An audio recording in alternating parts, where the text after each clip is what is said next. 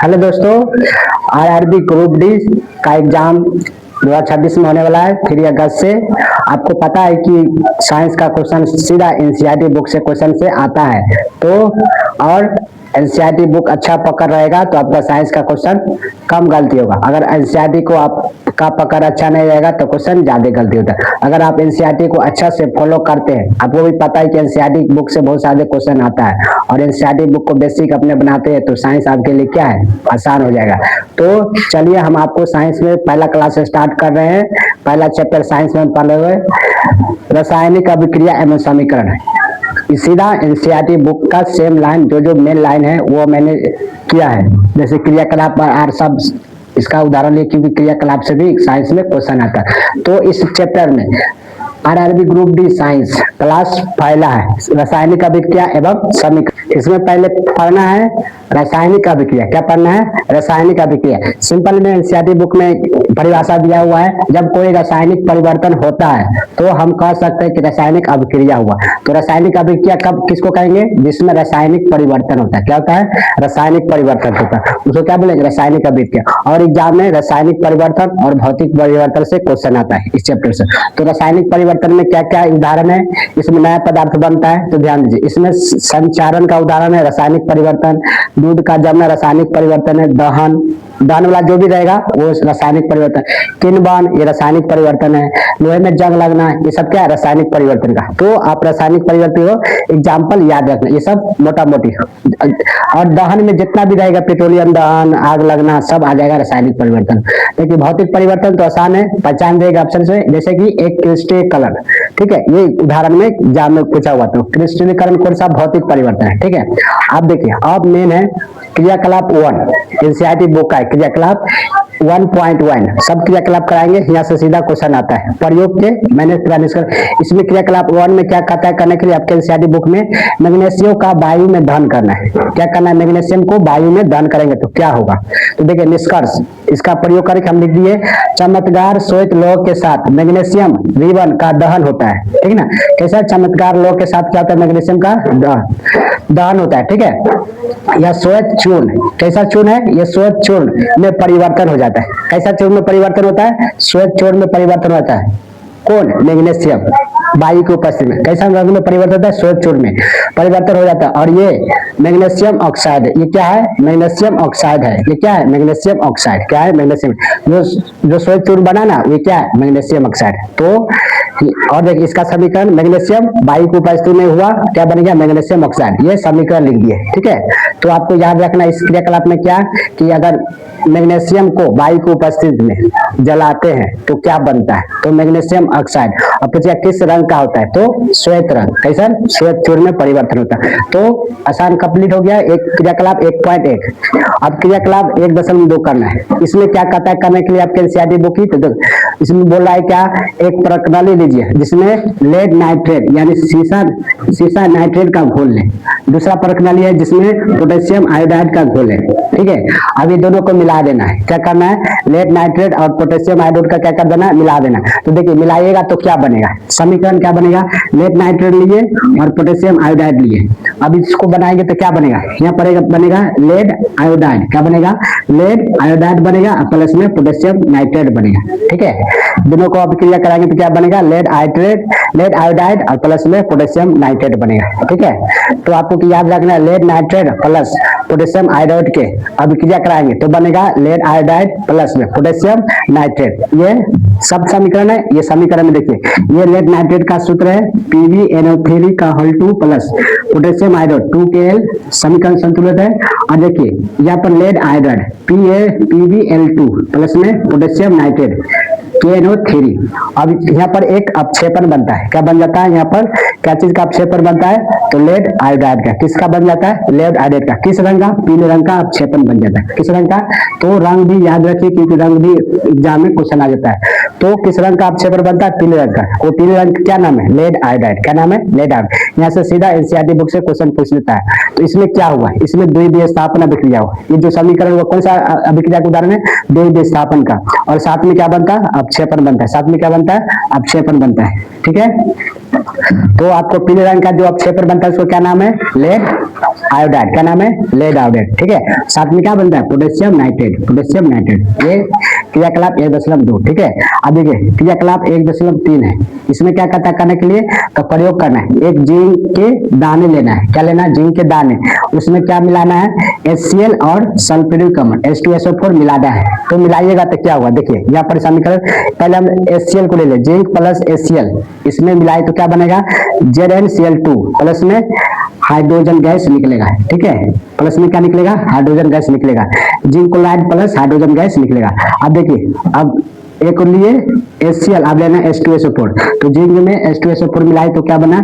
Zinc sulphate plus में hydrogen gas. तो यहाँ से आपको ये समीकरण निकालना है कि जिंक में हाइड्रोक्लोरिक अम्ल या सल्फ्यूरिक अम्ल को मिलाएंगे तो कौन सा गैस निकलेगा? हाइड्रोजन गैस निकलेगा। तो इस समीकरण से ये बात याद रखना है कि हाइड्रोजन गैस निकलता है। दोनों में क्या निकलता है? Hydrogen gas. अब इस गैस से देखिए यहाँ पर लिखा हुआ हाइड्रोजन गैस निकलता है। और कौन सा अभिक्रिया हुआ? विस्थापन हुई है, क्योंकि इसको विस्थापन कर देता है तो विस्थापन होगा। साथ में उष्माक्षेपी अभिक्रिया, साथ में उष्मा भी निकलता है। तो ये उष्माक्षेपी अभिक्रिया भी है और विस्थापन भी अभिक्रिया। तो क्रियाकलाप हम 1.3 तक देख लिए, और आगे क्या पढ़ना है अब वो देखते हैं। ठीक है, रासायनिक परिवर्तन, रासायनिक अभिक्रिया में क्या क्या चीज बनता है, बनने के लिए सब वो देखते हैं। ठीक है,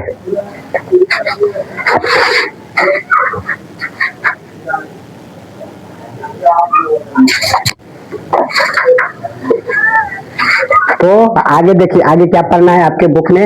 आपके पढ़ना रासायनिक अभिक्रिया हुई। कैसे जानेंगे कि रासायनिक अभिक्रिया हुआ है? तो देखिए इसमें क्या होगा? अवस्था में परिवर्तन होगा। यहाँ से क्वेश्चन आता है क्या क्या रासायनिक अभिक्रिया में अवस्था में परिवर्तन होगा तब, दूसरा रंग में परिवर्तन होगा तब, और गैस का निकास से अथवा उत्सर्जन होगा तब रासायनिक अभिक्रिया हुए, और चौथा है तापमान में परिवर्तन। ठीक है, और एक देखे थे इसमें एनसीईआरटी बुक में नहीं है, लेकिन हम क्रियाकलाप देखे थे तो क्या बना था? अपक्षेपण बन गया। तो अपक्षेपण का भी निर्माण होता है। 4 को दिया हुआ, एक ऐड कर दे क्योंकि अपक्षेपण का भी निर्माण होता है। तो अवस्था में परिवर्तन हुआ, रंग में परिवर्तन हुआ, गैस का निकास से अथवा उत्सर्जन, तापमान में परिवर्तन और अपक्षेपण का निर्माण। तो बोलेंगे क्या हुआ? रासायनिक अभिक्रिया हुआ। ठीक है, अब देखिए रासायनिक समीकरण है। रासायनिक समीकरण किसको बोलेंगे? तो इसे संक्षिप्त रूप में लिखा जा सकता है। उसके बाद पढ़ना था रासायनिक समीकरण। इसे संक्षिप्त रूप में लिखा जा सकता है किसको? रासायनिक समीकरण। जैसे देखिए Mg+O2 प्लस मैग्नीशियम ऑक्साइड, संक्षिप्त में लिख दिए ना, तो ये होगा रासायनिक समीकरण। और देखिए ये शब्द में लिखा मैग्नीशियम प्लस में ऑक्सीजन प्लस में मैग्नीशियम ऑक्साइड। तो ये जो बना ये शब्द समीकरण हो गया। ये कौन सा हो गया? शब्द समीकरण। ये हो गया रासायनिक समीकरण। संकेत के रूप में लिखते हैं शॉर्ट में। अब देखिए मैग्नीशियम प्लस ऑक्सीजन इधर है अभिकारक और ये उत्पाद। तो देखिए मैग्नीशियम तथा ऑक्सीजन ऐसे पदार्थ है, ये दोनों ऐसे पदार्थ है जिसमें रासायनिक परिवर्तन हुआ। क्या हुआ? रासायनिक परिवर्तन। तो इसको क्या बोलेंगे? अभिकारक। तो जिसमें रासायनिक परिवर्तन होता है उसको क्या बोलते हैं? अभिकारक बोलते हैं। क्या बोलते हैं? अभिकारक। और यहाँ पर नया पदार्थ बना तो उसको बोलेंगे उत्पाद। ठीक है, यहाँ लिखा हुआ इस अभिक्रिया में जो अभिक्रिया हुआ ना, तो इसका अभिक्रिया में एक नया पदार्थ बना। क्या बना था? Magnesium oxide. मैग्नीशियम निर्माण होता है जिसको क्या बोलते हैं? उत्पाद। क्या बोलते हैं? उत्पाद बोलते हैं। क्या बोलते हैं? तो अभिकारक उत्पाद समझिए, जिसमें रासायनिक परिवर्तन होता है अभिकारक, और नया पदार्थ बनता है उत्पाद। ठीक है, यहाँ तक। आगे क्या पढ़ना है? NCERT book serial bye serial चल रहा है। ठीक, उसके बाद पढ़ना है रासायनिक समीकरण का लिखना। रासायनिक समीकरण को लिखना 2 तरह से लिख सकते हैं, एक संतुलित समीकरण और एक असंतुलित समीकरण। ठीक है, तो संतुलित समीकरण क्या होगा? तो समीकरण के दोनों ओर, अभी समीकरण देखें लेफ्ट और राइट, दोनों ओर क्या हुआ? तत्वों की परमाणु संख्या समान हुआ। अगर परमाणु संख्या समान है तो होगा संतुलित। क्या हो गया? संतुलित। जैसे हम देखिए 2Mg+O2 और प्लस में 2Mg। देखिए इधर मैग्नीशियम 2 है, इधर भी कितना है? 2। इधर ऑक्सीजन 2 है, इधर भी ऑक्सीजन कितना है? 2। ये दोनों के लिए होता है, तो ये संतुलित हुआ। तो यहाँ से संतुलित करने आता है क्वेश्चन में, कैसे करना आगे ही पढ़ना है। पहले संतुलित समीकरण और असंतुलित समीकरण देख लेते हैं, उसके बाद असंतुलित समीकरण। ये तत्वों की परमाणु संख्या समान नहीं होगा। दोनों दोनों दोनों ओर है ना, दोनों समीकरण के दोनों ओर क्या होगा, तत्वों की परमाणु संख्या समान नहीं होगा, तो क्या हो जाएगा, असंतुलित होगा। क्या हो जाएगा, असंतुलित। जैसे देखिए magnesium plus O2 plus magnesium oxide, इधर देखिए ऑक्सीजन 2 को है, इधर एक ही को है, असंतुलित है। इधर मैग्नीशियम 1 है, इधर भी 1 है, तो ऑक्सीजन क्या, असंतुलित। इसको संतुलित करना पड़ता है, तो इसको बोलते हैं ढांचा रासायनिक समीकरण। असंतुलित समीकरण क्या बोलते हैं, ढांचा रासायनिक समीकरण या कंकाल रासायनिक समीकरण बोलते हैं, कंकाल। तो जो है, जो असंतुलित समीकरण को संतुलित करना पड़ता है, तो कैसे करते हैं सीखते हैं। ठीक है, यहाँ से क्वेश्चन आता है संतुलित, व्हाट कर देगा यहाँ क्या होगा। ठीक है, आपको डायरेक्ट याद रखना है। ठीक है, चलिए अब देखते हैं अगला समीकरण।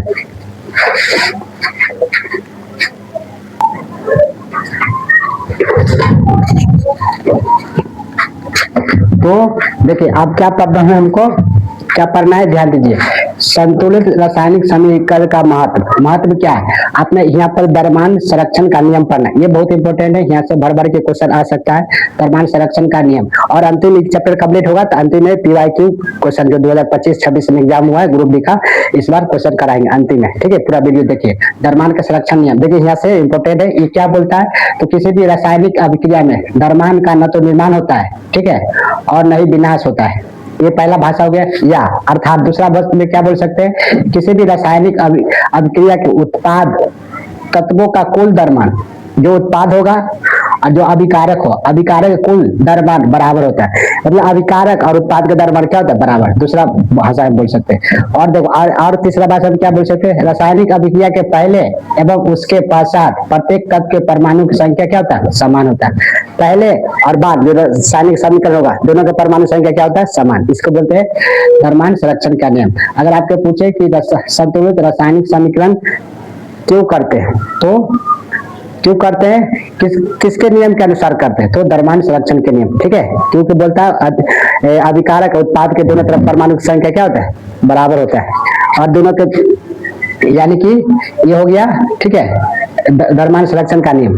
अगला देखिए, इसलिए हम कंकाली समीकरण, अभी ढांचा वाला पढ़े थे ना, कंकाली समीकरण को संतुलित करना आवश्यक है। तो कंकालिक समीकरण का संतुलित करना आवश्यक क्यों है, तो द्रव्यमान संरक्षण के नियम के हिसाब से कंकाली समीकरण को क्या करना, संतुलित करना आवश्यक है। यहाँ तक ठीक है, हम लोग स्पीड में रिवीजन कर रहे हैं।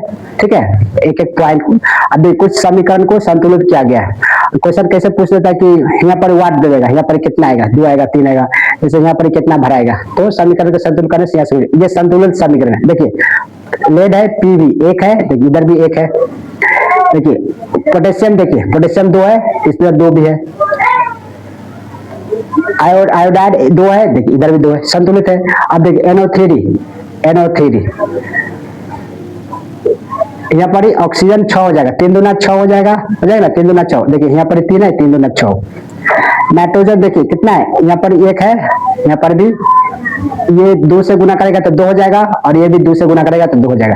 मतलब कि ये इधर संतुलित, इधर भी संतुलित, ये संतुलित समीकरण। तो आपसे यहाँ पर घेर के दे देगा, बोले कि यहाँ पर क्या आएगा, ऑप्शन दे देगा, फिर यहाँ पर आएगा कहीं कहीं भरेगा, तो ऐसे आता ऑप्शन में। ठीक है, तो देखिए ये भी संतुलित करके दिया गया, 2 मैग्नीशियम 2 मैग्नीशियम, 2 ऑक्सीजन 2 ऑक्सीजन। ये वाला है ना, ये दोनों के लिए होता है, इसके लिए भी और इसके लिए भी है। ठीक है, अब देखिए ये जो समीकरण है इसको संतुलित नहीं, ये नीचे कर दिए, Fe और H2O, Fe3 oxide H2।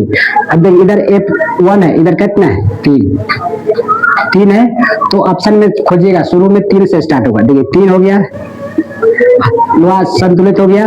H2O, hydrogen 2 है, इधर हाइड्रोजन 2 है। ठीक है, ठीक। अब देखिए ऑक्सीजन कितना, इधर 1, इधर ऑक्सीजन कितना है, 4, तो इससे 4 से गुना कर दिए तो ऑक्सीजन 4 आ गया, 4 से। लेकिन हाइड्रोजन कितना हो गया, 8 हो गया, हाइड्रोजन कितना हो गया, 8 हो गया। तो इसको 8 करने के लिए यहाँ पर 4 करना पड़ेगा, 4 दूना 8। उसके बाद इसको में तो जैसे के तैसे इसको में छेड़छाड़ नहीं करे, तो ये समीकरण क्या है, संतुलित। यहाँ पर गोल घर के दे देगा, यहाँ पर कितना आएगा, और यहाँ पर दे देगा कितना आएगा, और यहाँ पर कितना आएगा, ये खाली करके बोलेगा यहाँ पर बढ़िया, ऑप्शन नीचे दे देगा। ठीक है, कितना आएगा, तो बस दिमाग लगाना है। इधर 3 है, इधर भी 3 आएगा, बस ये दोनों तरफ संतुलित बराबर करना है। ठीक है, ऑप्शन से बनाइएगा, किससे बनाइएगा, ऑप्शन से, ऑप्शन रख दीजिएगा। ऑप्शन से चेक करिएगा तुरंत बन जाएगा, ठीक है, नहीं तो टाइम लग जाएगा। ऑप्शन रख के रखिएगा, ज्यादा हुआ तो मतलब भी अब उसके बाद देख लीजिए संतुलित हुआ कि नहीं, फिर पहला से नहीं हो रहा तो दूसरा चेक कर लीजिए, दूसरा से तीसरा, कोई से तो हो जाएगा। भौतिक अवस्था में संकेत, देखिए भौतिक अवस्था में इसमें कुछ संकेत नहीं लिखा है, लेकिन संकेत लिख सकते हैं। अभी बुक में दिया अभिकारक और उत्पादन में गैस हो तो जी से लिखते हैं, कैसे लिखते हैं, जी से लिखते हैं। द्रव है तो आई से लिखेंगे, ठीक है, संकेत देंगे। जैसे यहाँ पर ये लोहा है, ठोस होता है तो यहाँ एस से लिखेंगे। तो देखिए अगर जलीय है तो ए क्यू, ठोस है तो इसको एस से लिख दे, इसकी बगल में ए से लिख सकते हैं, ठीक है। तो इस संकेत का भी होगा, क्योंकि ये मेन है, संकेत वाला भी उदाहरण देगा क्वेश्चन, कौन सा समीकरण सही है। अधिकारक या उत्पाद जब जल में हो, कथी में हो, जल में हो के रूप में हो, उपस्थित हो, तब हम एक क्यू के लिखते हैं, कथी के रूप में, एक क्यू के रूप में। अब देखिए कुछ भौतिक संकेत के साथ समीकरण संतुलित वाला उदाहरण देते हैं, ठीक है, आपको बुक में जो उदाहरण दिया हुआ है।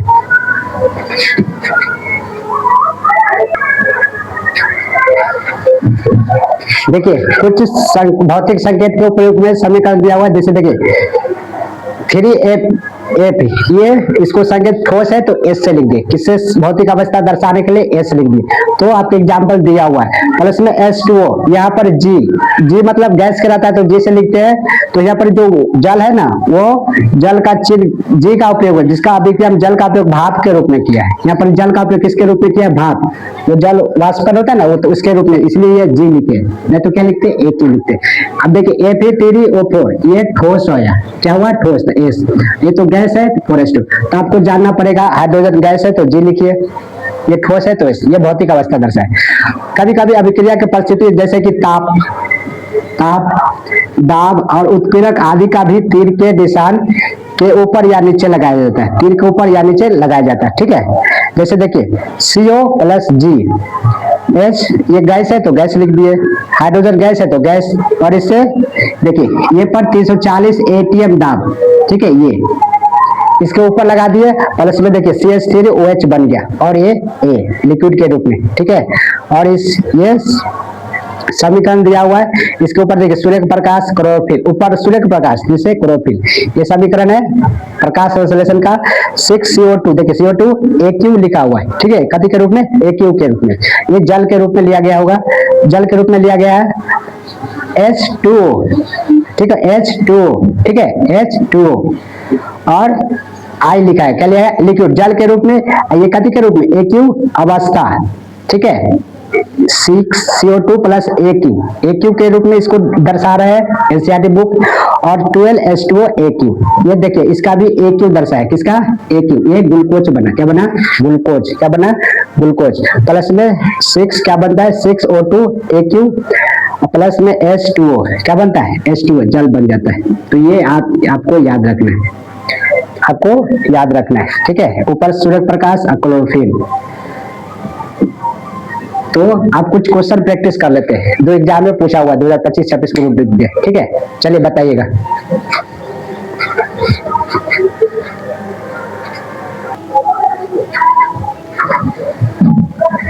देखिए दोस्तों, तो एग्जाम में क्वेश्चन पूछा हुआ है, ये सभी जो क्वेश्चन PYQ है। तो देखिए पहला क्वेश्चन देखिए, द्रव्यमान संरक्षण का नियम क्या है। हम लोग पढ़े द्रव्यमान संरक्षण क्या नियम होता है, अभिकारक का उत्पादन क्या होता है, द्रव्यमान का संरक्षण होता है, न तो निर्माण होता है ना विनाश होता है, ठीक ना। तो ऑप्शन में देखिए अभिकारक का द्रव्यमान हमेशा नष्ट होता है, नष्ट होता है नहीं, तो ये तो ऑप्शन कट गया। द्रव्यमान संरक्षण का नियम क्या बताता है, अभिकारक में द्रव्यमान अपरिवर्तित रहता है, द्रव्यमान क्या था, अपरिवर्तित रहता है ना, द्रव्यमान क्या रहता है, अपरिवर्तित, न तो निर्माण होता है न तो विनाश होता है, मतलब अपरिवर्तित रहता है। इसका तो ठीक लग रहा है। ऑप्शन सी देखिए, ऊर्जा का द्रव्यमान में रूपांतर किया जाता है, ऊर्जा को द्रव्यमान में रूपांतर किया जा सकता है, ये द्रव्यमान संरक्षण का नियम कहता है नहीं, ये तो कट गया। उत्पादों का द्रव्यमान हमेशा अधिक होता है, हमेशा अधिक होगा कि बराबर होता है, ये तो कट गया। तो ऑप्शन कौन होगा सही, बी। द्रव्यमान क्या रहता है, अभिकारक में द्रव्यमान अपरिवर्तित रहता है, क्या रहता है, अपरिवर्तित। अगला क्वेश्चन देखिए, निम्नलिखित में से कौन सा परवल एक भौतिक परिवर्तन है, भौतिक परिवर्तन बताना है, कौन सा, क्रिस्टलीकरण, जंग लगना रासायनिक परिवर्तन है, दहन भी रासायनिक परिवर्तन है, किण्वन भी क्या है, रासायनिक परिवर्तन। तो भौतिक परिवर्तन कौन बच गया, एक, ऑप्शन एक। अगला क्वेश्चन देखिए, अच्छा ये काटा तो नहीं, देख लेते एक बार, क्योंकि नीचा लिख दिए दिखाई दे रहा है। देखिए ये सब एग्जाम में पूछा हुआ है। देखिए 29/12/2025 का है। ये कब है? 9/1/2026 होगा ना, 2025 का था, ठीक ना। 26 जनवरी तक एग्जाम चला था, ध्यान दीजिए। उसके बाद ये क्या हो गया, ये भी देखिए 23/12/2025 का क्वेश्चन है, ठीक है। निम्नलिखित अभिक्रिया में संतुलित करने वाला विकल्प, संतुलित अभिक्रिया करने वाला है विकल्प को पहचानना है, ठीक है। ये समीकरण दे दिया है। अब देखिए CaCO3 और यहाँ x के जगह क्या आएगा, देखिए 4 ऑप्शन है। फिर यहाँ पर y के जगह क्या आएगा, फिर यहाँ पर z है। तो इसको संतुलित करके रखना है। कौन सा ऑप्शन, अगर यहाँ ऑप्शन 1 लेते हैं, यहाँ जहाँ जहाँ x हुआ वहाँ 1 रखेंगे, देखिए यहाँ 1 रखेंगे तो हाइड्रोजन कितना हो जाएगा, 1 कितना हो जाएगा, 1। लेकिन यहाँ देखिए हाइड्रोजन यहाँ पर कितना हो जाएगा, और z के मान क्या रखना, 1। तो यहाँ z के मान रखिए 1 और y के मान क्या रखिए 1, यहाँ भी रखिए 1। अगर हम 1 रखते तो यहाँ हाइड्रोजन 1 हो जाएगा, लेकिन हाइड्रोजन इधर क्या हो जाएगा 2, तो ऑप्शन 1 इसे ऑप्शन में सही बनाना है, ठीक है। तो ये ऑप्शन कट गया। दूसरा ऑप्शन चेक करिए, x के मान कितना है 2, तो x के मान रखिए 2, यहाँ पर रखिएगा तो हाइड्रोजन 2 हो जाएगा। y के मान रखना है 2, यहाँ भी 2 रखिए, ठीक है। और z के मान रखना है 1, क्या रखना है 1। अब ध्यान दीजिए यहाँ पर हाइड्रोजन 2, क्या हाइड्रोजन यहाँ पर 2 है, तो यहाँ पर 1 है तो ठीक है, यहाँ पर 2 है। और यहाँ पर क्लोरीन 2 हो जाएगा, क्लोरीन 2, देखिए क्लोरीन 2 हो जाएगा। क्या यहाँ क्लोरीन 2 है, यहाँ पर 2 है, लेकिन यहाँ पर y के मान 2 रखे तो 2 दूना 4 हो जाएगा। तो ऑप्शन बी भी कट गया, क्योंकि यहाँ 4 आ जाता है क्लोरीन, ठीक है। अब सी रखिए, क्या रखिए सी में क्या बोलता है, x के मान 1 रखना है, ठीक है। y के मान भी 1 रखना है और z के मान रखना है 2। x के मान 1 रखे तो हाइड्रोजन, देखिए हाइड्रोजन तो यहाँ इसे कर 4 हो जाएगा, तो ये भी कट गया, ऑप्शन सी भी कट गया। तो ऑप्शन डी आंसर हो जाएगा। देखिए x के मान 2 रखना है, ये पहले वाला मिटा दीजिए, x के मान 2 रखिए, ठीक है। y के मान 1 रखिए और z के मान भी 1 रखिए। अब संतुलित क्या है, देखिए अगर यहाँ x के मान 2 रखते तो हाइड्रोजन 2 हो जाएगा, यहाँ पर हाइड्रोजन 2 हो जाएगा, 2 गुने 1 2, ठीक है। और Cl2, देखिए Cl2 है तो क्या Cl2 है, Cl2 यहाँ पर 1 है, 1 में 2 से गुनेगा तो Cl2, ये भी संतुलित हो गया। अब z का मान कितना 1, यानी कि रखने पर तीनों क्या होता है संतुलित, ऑप्शन डी, ठीक है। तो ऐसे ही आता है संतुलित समीकरण वाला। तो संतुलित समीकरण वाला ऑप्शन से क्वेश्चन बनाइएगा। अब देखिए निम्नलिखित में से कौन सा रासायनिक समीकरण संतुलित है, कुछ पूछा कौन सा संतुलित है, अब उल्टा पूछ दिया कौन सा संतुलित, ऑप्शन छांटना है, ठीक है। तो देखिए ये जस्ट हम आपको समीकरण अभी संतुलित करने के एग्जाम्पल दिए थे ना, 3F3 + 4H2O + Fa3 + 4H2O, यही था ना, सेम ऑप्शन सेम। लेकिन फिर भी इसको अगर आपको नहीं आता तो ऑप्शन से बना दीजिए। इधर 3F है, क्या इधर 3F है, ठीक है। इधर देखिए हाइड्रोजन कितना है, यहाँ 2 और 4 है, 4 दूना 8, क्या इधर 8 है, यहाँ 2 है, तो ऑप्शन 1 कट गया, ठीक है। दूसरा जांच करें, 3F है, इधर 3F3 है, ठीक। हाइड्रोजन 8 है, यहाँ भी हाइड्रोजन 8 है। ऑक्सीजन कितना 4 है, तो ऑक्सीजन क्या 4 है यहाँ पर, यानी कि ये संतुलित है। इसको देखिए F1 है, यहाँ 3 है, तो इसे कट गया। 2F है, यहाँ 3 गुना 6 कट गया, ऑप्शन से काट के बना सकते हैं। तो आज हम ये जो बेसिक बात था वो पढ़ ले। आप पढ़ना है रासायनिक अभिक्रिया, तो दूसरा वीडियो में आपको रासायनिक अभिक्रिया उसके प्रकार बताएंगे, ठीक है। तब ये चैप्टर कंप्लीट हो जाएगा। रासायनिक अभिक्रिया के प्रकार पढ़ना, संयोग, वियोजन, रिडॉक्स, अपचयन, ठीक है, विस्थापन, डबल विस्थापन, ये सब अभिक्रिया पढ़ना है। तो आज का इतना क्लास वीडियो कैसा लगा कमेंट करके जरूर बताइएगा। इस तरह कंटिन्यू साइंस क्लास चलता रहेगा, आपके एग्जाम तक आपको सहायता करेगा। तब तक के लिए धन्यवाद, कमेंट करके जरूर बताइएगा, ठीक है। अगला टॉपिक रहेगा आपका रासायनिक समीकरण का प्रकार, 2 माह से भर भर के क्वेश्चन आता है, ठीक है। धन्यवाद।